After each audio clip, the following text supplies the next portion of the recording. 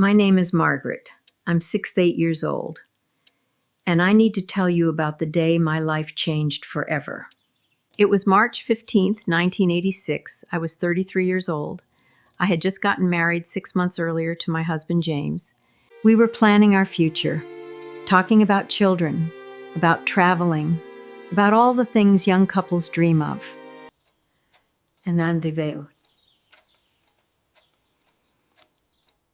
And then the phone rang. It was 2 in the morning. James answered it. I watched his face go white. He handed me the phone without saying a word. It was the hospital. My sister, Caroline, had been in a car accident. She didn't make it. Caroline was only 28. She had 3 children. Emma was 7, Michael was 5, and little Sarah was just 18 months old. Their father had left 2 years earlier. Disappeared. Caroline was raising them alone. I remember sitting in that hospital waiting room, staring at those 3 little faces. Emma was trying to be brave, holding Michael's hand. Michael kept asking when Mommy was coming back. And Sarah just kept crying. She didn't understand. The social worker started talking about foster care, about separating them, about finding different homes because it's hard to place 3 children together. I looked at James. He looked at me. We'd been married 6 months. We didn't even have children of our own yet. But I couldn't let them go. They were Caroline's babies. They were my blood. So I said yes. I said we'd take them, all 3 of them. I didn't ask James first. I just decided. Because what else could I do? They were my sister's children.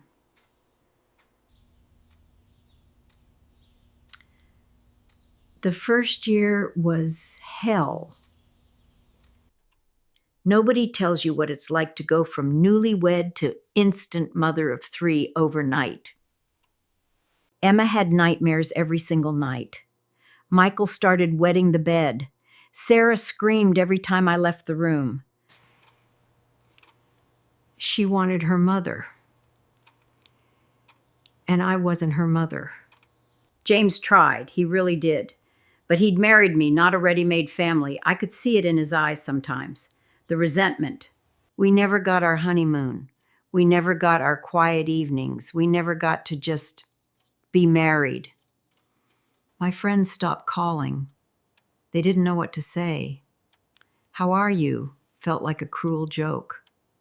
I was exhausted. I was grieving my sister. I was raising 3 traumatized children. I was watching my marriage strain under the weight of it all. And I was angry.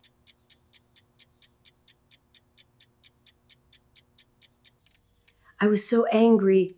I was so Caroline for dying, for leaving me with this impossible situation. I was angry at their father for abandoning them, for not being there when they needed him most, for leaving Carol alone. I was angry at God, at fate, at the drunk driver who ran the red light, at every single person who got to live their normal life while mine completely fell apart. But most of all, I was angry at myself, for feeling angry, for resenting these innocent children who'd lost everything. By year 5, I was running on empty, completely drained, barely holding on. Emma was 12 and acting out, skipping school, talking back, testing every boundary. Michael was 10 and James and I barely spoke anymore. We were roommates, co-parents, but not husband and not wife. I worked full-time as a secretary, came home, made dinner, helped with homework. I remember one night doing dishes at 11 p.m., everyone finally asleep. I looked at my reflection in the window and I broke. I completely broke down. I sat on the kitchen floor and cried.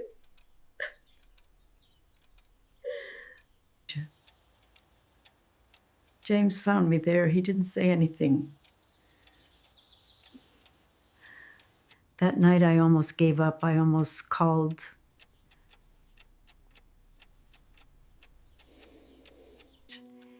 But I didn't. I didn't give up because somewhere in that exhaustion, I realized something profound. These children weren't my burden. Things didn't get easier overnight, but they got different. They got better in ways I didn't expect. Emma turned 13 and she came to me one day and said, "Aunt Margaret, I know I've been difficult. I just miss her so much." And we cried together and something shifted, something fundamental changed between us that day. My kost hade det ikke kastet for mig imam by accident, by accident. He cried. I cried. James cried. We all cried together as a family.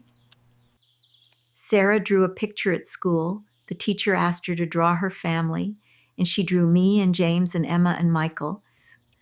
I started seeing them differently, not as Caroline's children I was obligated to raise, but as my children. Emma had Caroline's laugh, Michael had her kindness, Sarah had her stubbornness. James and I started going to counseling. We talked about the resentment, the loss, the grief. We mourned the life we'd planned. I realized something profound. Love isn't just a feeling, it's a choice. Every single day I chose these children. Emma graduated high school with honors, and she gave a speech at graduation. She thanked me, called me her hero, said I'd saved her life. I ugly cried in the audience. James held my hand. Michael and Sarah cheered. It was perfect. Michael found his passion in art. He was an academic, but he was so talented. He got into art school. Mom, not Aunt Margaret, Mom. That word meant everything to me. Sarah became a teacher, and she said it was because of me, because I'd shown her what it meant to sacrifice for children. They're adults now. Emma's 32, Michael is 30, Sarah is 26. They have their own lives, and they still call me every week. They visit, they remember birthdays, they include me in their lives, not out of obligation. James passed away 3 years ago, heart attack, sudden, devastating. It broke my heart all over again. He said, "Margaret, marrying you was the best decision I ever made, and raising those kids with you was the greatest adventure of my life. I wouldn't change a thing, not one single thing." I thought about that a lot after he died, about the life we didn't have, the trips we didn't take, we didn't get. And I realized I wouldn't change it either, not one moment, not one sacrifice. Last week, Emma brought her children to visit. Her daughter, Caroline, named after my sister. She said, "Grandma, tell me about Great Aunt Caroline." And I did. I told her about my sister, about her laugh, I told her about the hard years, the exhaustion, the resentment, and I told her about the beautiful years. Little Caroline listened with wide eyes, and then she said, "You're a hero, Grandma." I laughed and told her I wasn't a hero. I was just a sister, just an aunt, just a woman who did what needed to be done, nothing more, nothing less. But maybe that's what heroes are, not people who do extraordinary things, but ordinary people who make hard choices, who show us. I look at my life now at 68 years old. I never had biological children. I never traveled the world. But I have Emma, I have Michael, I have Sarah, I have their children, I have their love, I have their gratitude. I gave 3 broken children a home, a family, a future. I gave them stability. Caroline used to say, family isn't just blood, it's who shows up. I didn't understand that when she was alive, but I understand it now. I understand it completely. I showed up every single day for 35 years, through the anger and exhaustion and resentment and grief, through the joy and love and pride and peace. I showed up for them. And if I could go back to that hospital waiting room, to that moment when I said yes, knowing everything I know now, without hesitation, without a single doubt, I would choose them again every time. Because they weren't just Caroline's children, they were mine. They are mine. They will always be mine. And I am theirs, completely and forever. They're theirs. And that's enough. That's more than enough. That's everything I could ever want. Family isn't who you're born to, it's who you choose and who chooses you back. It's who loves you when you're broken, who holds you when you're falling apart, who sees you at your absolute worst and chooses to stay anyway. That's family. Those 3 children saw me at my worst. They saw my anger, my resentment, my exhaustion, my breaking point. And they loved me anyway. They chose me anyway. They stayed. I wasn't perfect. I made so many mistakes. I yelled when I should have listened. I was impatient when they needed understanding. But I showed up every single day. I tried. I loved them with everything I had. And somehow that was enough. My imperfect love was enough for them. People ask me sometimes if I have regrets, if I wish I'd made different choices, if I resent giving up my own dreams to raise someone else's children. I tell them no, not one single regret, not one moment I would change. Because they weren't someone else's children, they were mine. From the moment I said yes in that hospital waiting room, they became mine. My dreams didn't die when I took those children. They evolved into something I never imagined. I dreamed of traveling the world, but instead I got to watch 3 beautiful souls grow from broken children into... And that's better than any trip to Paris. That's worth more than anything.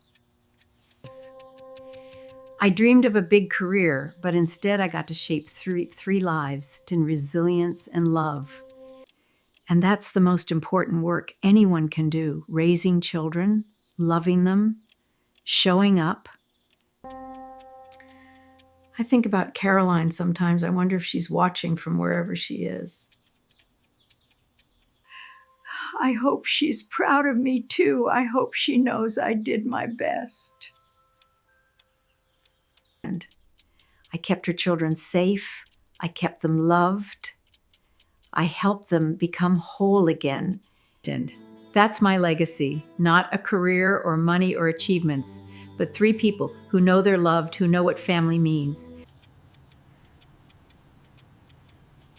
Little Caroline will grow up knowing about her great-aunt.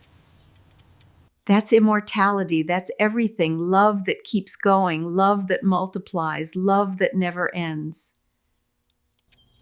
So when people ask me if I have regrets about giving up my dreams, about sacrificing my youth, I didn't give up my dreams. I found better ones. I didn't sacrifice my life. I found the life I was meant to live. And I chose love every single day. For 35 years, I chose love, and that love came back 1,000 times over. Yes. I'm 68 years old. I'm a widow. I never had biological children, and I'm not alone. I'm biology. And that makes me the richest woman alive, richer than anyone with money or fame or success. So no regrets, not one. I would do it all again in a heartbeat, every sleepless night, every tear. Because they're mine, I'm theirs, we're family, and that's everything. That's more than everything. That's love, that's life, that's what it all means, and I wouldn't trade it for the world.